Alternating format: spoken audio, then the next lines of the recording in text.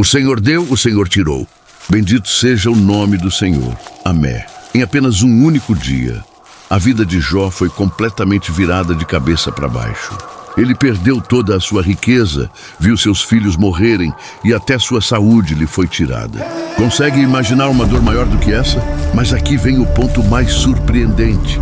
Em vez de se revoltar contra Deus, Jó se ajoelhou e adorou. Parece loucura, não é? Mas essa não é só uma antiga narrativa bíblica. É uma história com um segredo poderoso, capaz de mudar a forma como você encara as provações da sua vida. Quer descobrir esse segredo? Então fique comigo até o final, porque prometo que você vai enxergar suas próprias lutas com novos olhos. Vamos juntos desvendar a história de Jó, o homem que se tornou símbolo de fé em meio à dor. Logo no início do livro de Jó, a Bíblia nos apresenta quem era esse homem. Diz o texto: havia um homem na terra de Uz, chamado Jó, homem íntegro, reto, temente a Deus e que se desviava do mal.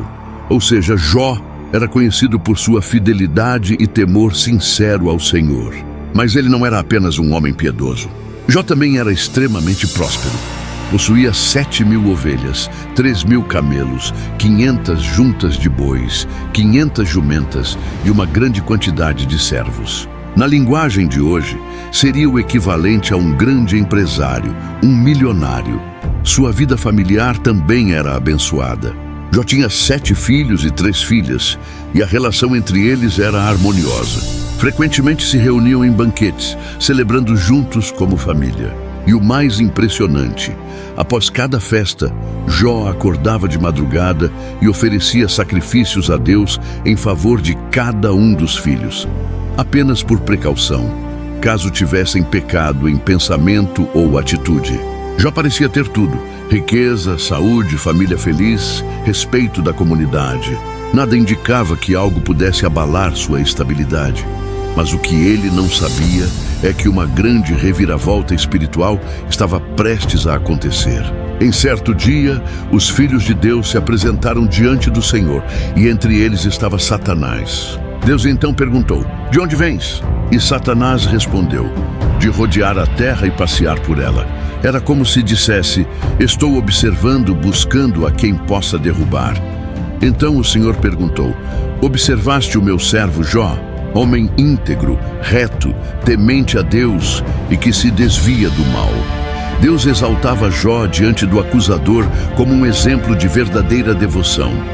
Mas Satanás lançou um desafio ousado. Por acaso Jó teme a Deus sem motivos? Não o cercaste de proteção a ele, a sua casa e a tudo o que tem?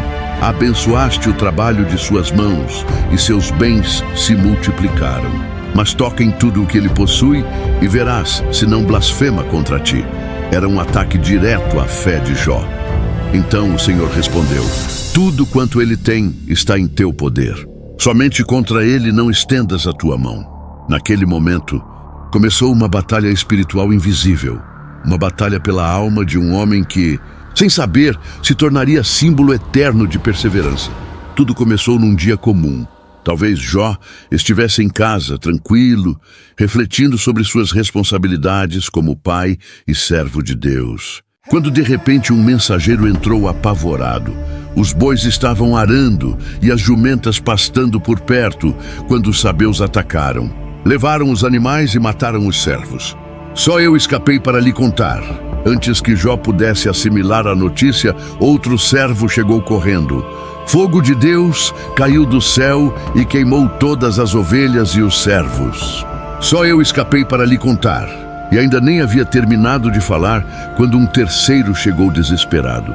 Os caldeus formaram 3 bandos, atacaram os camelos, mataram os servos à espada e levaram os animais. Só eu escapei para lhe contar. Em poucos minutos, Jó havia perdido praticamente toda a sua riqueza. Mas o golpe mais cruel ainda estava por vir. Um quarto mensageiro entrou, com a voz embargada e os olhos cheios de dor. Seus filhos e filhas estavam reunidos na casa do irmão mais velho. Então veio um vento muito forte do deserto, atingiu os 4 cantos da casa e ela desabou sobre eles. Todos morreram. Só eu escapei para lhe contar. Imagine, Em questão de minutos, Jó perdeu seus bens, seus servos, seus animais e seus 10 filhos. A dor era indescritível. Nenhum pai está preparado para enterrar seus filhos, mas a reação de Jó foi surpreendente. A Escritura diz: então Jó se levantou, rasgou o seu manto, raspou a cabeça, prostrou-se com o rosto em terra e adorou. E declarou: no saí do ventre de minha mãe e nu voltarei. O Senhor deu e o Senhor tirou. Bendito seja o nome do Senhor. Mesmo em meio à tragédia mais profunda, Jó não pecou nem culpou a Deus. Sua fé permanecia firme, reconhecendo que tudo o que tinha vinha do Senhor e que mesmo na perda, Deus ainda era digno de adoração. A primeira prova havia terminado. Jó perdeu seus bens e seus filhos, mas não sua fé. No plano celestial, no entanto, a batalha por sua alma estava longe de acabar. Mais uma vez a cena se repete. Os filhos de Deus se apresentam diante do Senhor e Satanás está entre eles. Deus novamente aponta para a fidelidade inabalável de seu servo. Você viu o meu servo Jó? Ele ainda se mantém íntegro, mesmo que você me tenha instigado a destruí-lo sem motivo. A prova estava clara. A fé de Jó não dependia de suas posses ou de sua família, mas o acusador não se deu por vencido. Com um novo desafio, ele diz: pele por pele. O homem dará tudo o que tem pela própria vida. A acusação agora era mais profunda. Satanás argumentava que a dor de Jó ainda era externa. O verdadeiro teste, o teste final, seria tocar em sua própria carne, em sua saúde. Estende a tua mão, toca nos seus ossos e na sua carne, e verás se ele não te amaldiçoa diretamente na tua face. Deus, conhecendo o fim desde o princípio e confiando na fé que ele mesmo havia cultivado em Jó, permite esta segunda e mais terrível provação. Ele está em teu poder, mas poupe-lhe a vida. Com a permissão divina, o inimigo retirou-se e a aflição veio com uma força brutal. Jó foi atingido por feridas malignas e dolorosas que cobriam cada centímetro de seu corpo, da sola dos pés ao topo da cabeça. A dor era constante e insuportável. O homem que antes era o mais respeitado do Oriente, agora estava sentado sobre um monte de cinzas, usando um caco de telha para raspar as feridas que não paravam de purgar. Ele perdeu não apenas a saúde, mas a dignidade, a aparência, a força. Em meio a essa agonia, o ataque mais doloroso veio de quem estava mais perto, sua própria esposa. Destruída pela perda dos 10 filhos e vendo o marido em um estado deplorável, ela se aproxima e, num grito de desespero, diz: você ainda se apega a essa sua integridade? Amaldiçoe a Deus e morra. As palavras dela não eram de maldade, mas de um coração quebrado. Para ela, a morte parecia a única libertação possível para tanto sofrimento. Era o clamor de alguém que não via mais esperança. Mas Jó, mesmo coberto de feridas, responde: você fala como uma insensata.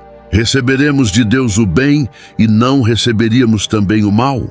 Em tudo isso, Jó não pecou com os lábios. A notícia da tragédia de Jó se espalhou. E 3 de seus amigos, ouvindo sobre tudo o que lhe havia acontecido, decidiram viajar para encontrá-lo. Elifaz, Bildade e Zofar. Homens sábios, líderes em suas terras e até aquele momento amigos leais. Eles combinaram de ir juntos para oferecer consolo e solidariedade. Mas quando chegaram e viram a cena de longe, mal puderam reconhecer o amigo. O choque foi tão imenso que rasgaram suas roupas. Choraram em voz alta e jogaram poeira sobre a cabeça. Então fizeram a coisa mais sábia que poderiam fazer. Sentaram-se no chão ao lado dele por 7 dias e 7 noites, em silêncio. Nenhuma palavra foi dita, porque perceberam que o sofrimento de Jó era grande demais para qualquer conselho humano. Às vezes, na hora da dor mais profunda, a presença silenciosa é o consolo mais eloquente.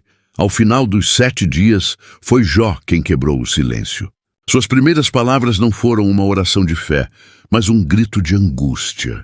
Ele amaldiçoou o dia em que nasceu. Que pereça o dia em que nasci, e a noite em que disseram: um menino foi concebido. Seu lamento era tão profundo que desejava que aquele dia nunca tivesse existido. Questionou por que não morreu no ventre de sua mãe, pois assim estaria em paz. Jó não fingia ser um herói da fé. Ele expunha a dor física, emocional e espiritual. Esse grito abriria as portas para um longo debate. Os amigos, consoladores silenciosos, se tornariam seus acusadores. Elifaz, de Temã, foi o primeiro a se pronunciar com um tom de autoridade e preocupação. Lembrou a Jó que, no passado, ele havia sido conselheiro para muitos, mas agora era ele quem precisava de consolo. Sugeriu que o sofrimento de Jó era consequência do pecado e que Deus, ao permitir aquilo, estava apenas disciplinando, como um pai corrige a quem ama. Mencionou uma visão em que lhe foi revelado que nenhum ser humano é puro diante de Deus, insinuando que Jó, mesmo justo aos olhos dos homens, ainda seria imperfeito diante do Senhor. O conselho de Elifaz, que Jó aceitasse o sofrimento como correção divina e buscasse a Deus. Se fosse realmente justo, seria restaurado. Jó respondeu com lamento. Descreveu sua tristeza como mais pesada do que a areia dos mares. Demonstrou frustração não apenas com a dor, mas com a insensibilidade dos amigos. Para ele, aquelas palavras pareciam um julgamento, não consolo. Bildade, de Suá, tomou a palavra a seguir e foi ainda mais duro. Sugeriu que os filhos de Jó haviam morrido por seus próprios pecados, insinuando que o sofrimento de Jó resultava de falhas ocultas. Se ele fosse puro e reto, Deus restauraria sua sorte. Para Bildade, os justos prosperam e os ímpios caem. Essa era a lógica divina inquestionável. Jó reafirmou sua inocência. Expressou frustração com o que via como uma aparente injustiça. Desejava apresentar seu caso diante do Senhor, mas reconhecia a grandeza divina e sentia que nenhum ser humano poderia ser justo diante do Todo-Poderoso. Se quisesse disputar com ele, não poderia responder. Zofar, de Naamá, foi o mais impetuoso. Acusou Jó de falar demais e disse que Deus ainda estava sendo misericordioso, pois o castigo que ele merecia seria maior. Sugeriu pecados escondidos e pediu arrependimento sincero. Se Jó se voltasse a Deus com pureza de coração, seria restaurado. Os caminhos de Deus são profundos e não cabia ao homem questioná-los. A resposta de Jó foi dura, porém honesta. Criticou os amigos por falta de empatia, chamando seus discursos de ventos vazios e afirmando que suas palavras feriam mais do que ajudavam. Reconhecia a soberania de Deus, mas não compreendia como ímpios prosperavam enquanto justos sofriam. Ainda assim, mantinha confiança no caráter do Senhor. Mesmo sem entender os caminhos de Deus, mantinha firme sua posição. Era inocente e desejava apresentar sua causa diante do tribunal celestial. Seu clamor era por compreensão. Os amigos que vieram consolá-lo haviam se tornado acusadores. Elifaz voltou a falar, agora mais severo. Acusou Jó de impiedade e disse que suas palavras minavam o temor a Deus. Reforçou que o sofrimento é consequência do pecado e descreveu calamidades que aguardam malfeitores, insinuando que Jó deveria refletir sobre seus atos e buscar perdão. Para ele, a solução era simples: arrependimento e reconciliação. Jó respondeu com amargura e lucidez. Chamou os amigos de consoladores miseráveis e declarou que, se pudesse se justificar diante de Deus, provaria sua integridade. A crueldade dos amigos só aumentava sua dor. Bildade manteve a abordagem rígida. Os ímpios sofrem destruição certa e, se Jó sofria, é porque havia se desviado. Descreveu o fim trágico dos que praticam o mal e reafirmou que Deus é justo e que o mal sempre encontra sua paga. Jó, sentindo-se injustiçado, disse que se sentia abandonado por todos, inclusive por Deus. Descreveu a extensão do sofrimento e a solidão que o cercava. E ainda assim, declarou: eu sei que o meu Redentor vive e que por fim se levantará sobre a terra. Era uma esperança inabalável. Mesmo sem respostas, Deus é justo e se manifestará. Zofar retomou a palavra. pintando um quadro sombrio do destino dos ímpios. Mais uma vez, implicou que Jó fazia parte desse grupo e que sua dor era reflexo direto de impiedade. Para Zofar, não havia espaço para dúvidas. Jó precisava se arrepender. Jó respondeu com sabedoria. Questionou a visão simplista que vê sofrimento apenas como castigo. Apontou a realidade. Muitos ímpios prosperam e vivem em paz, enquanto justos enfrentam tribulações. A justiça de Deus não é totalmente revelada nesta vida. Reafirmou que não cometera injustiças e condenou os amigos por julgarem sem conhecer os fatos. Mesmo diante das acusações, mantinha confiança em Deus e lamentava a falta de compreensão. Em sua última tentativa, Elifaz acusou Jó de pecados graves, oprimir pobres, explorar necessitados, ignorar aflitos. Instou-o a reconciliar-se com Deus, prometendo restauração. Defendia uma justiça rígida. Todo sofrimento é culpa, toda prosperidade é retidão, sem exceções. Jó continuou buscando respostas. Queria apresentar seu caso diante de Deus e cria que seria justificado. Com coragem, questionou a distribuição do sofrimento.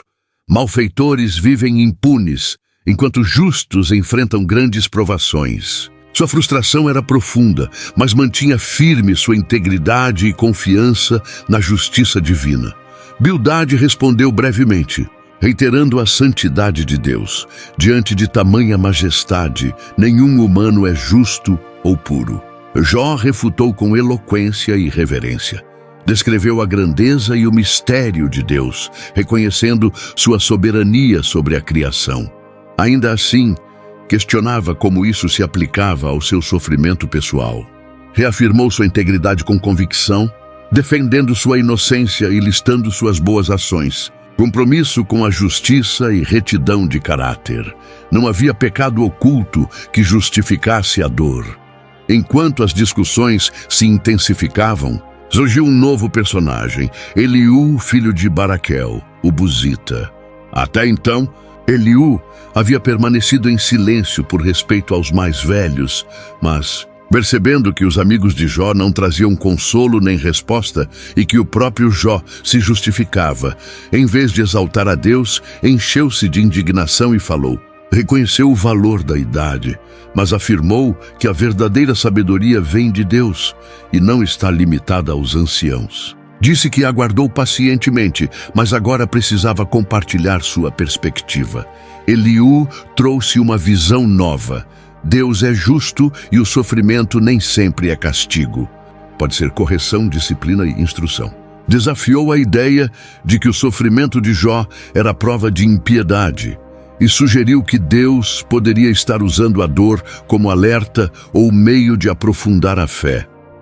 Afirmou que Deus fala de muitas formas, inclusive por meio da aflição, e que muitas vezes não compreendemos imediatamente o que ele faz. Para Eliú, os caminhos do Senhor são insondáveis e sua justiça é perfeita. Deus nunca age errado e sempre há propósito maior no que permite. Aconselhou Jó a aprender com o processo, deixando o sofrimento torná-lo mais maduro espiritualmente. Enfatizou a humildade diante de Deus e encorajou Jó a aceitar que aquele momento difícil poderia purificá-lo e levá-lo a um novo nível de fé e intimidade. Depois de todos os discursos, foi o próprio Deus quem respondeu.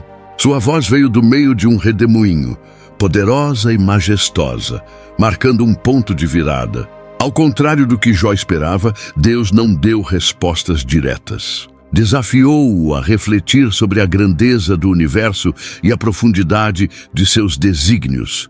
Quem é este que obscurece o conselho com palavras sem conhecimento?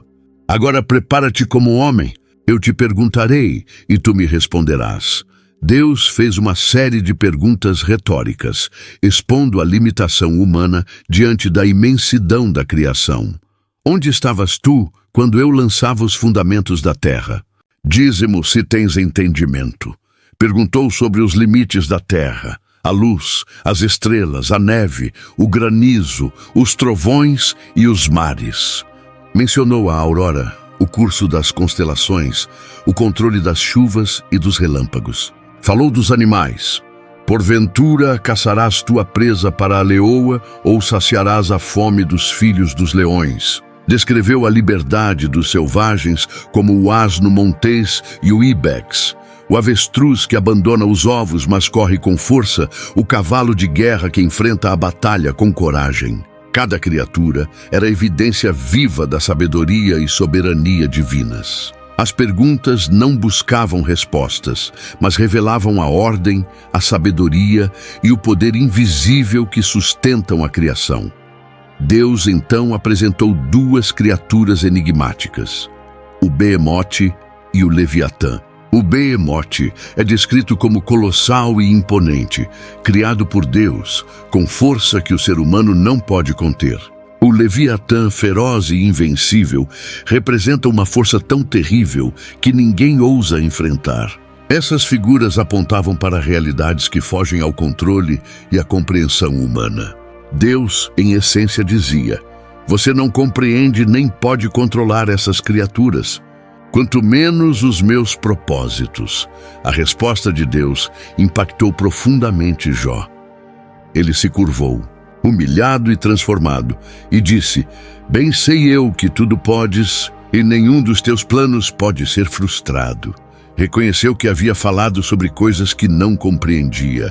Falei do que eu não entendia, coisas maravilhosas demais para mim que eu não conhecia.